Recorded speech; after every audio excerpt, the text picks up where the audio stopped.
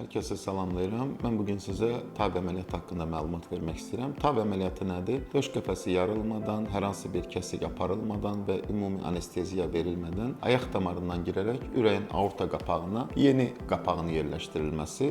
Bugün artıq invaziv kardiologiyanın inkişafı ilə bərabər bu rutin bir prosedur halına gəlmişdir. Aorta qapağı yaş keçdikcə, yaş irəlilədikcə kalsifikasiya dediyimiz kireçlənməyə bağlı olaraq daralmaqdadır.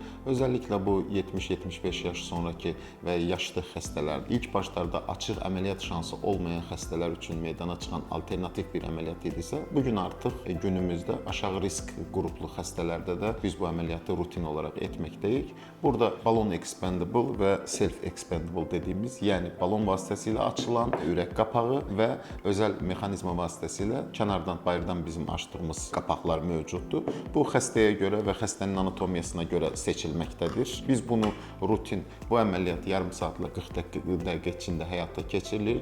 Biz bugün Mərkəzi Gömrük Hospitalı olaraq bu əməliyyatın rutin olunduğu bir mərkəzik və bizim burada öz komandamız, öz texnikimiz və öz görüntüləmə mütəxəssisimiz mövcuddur.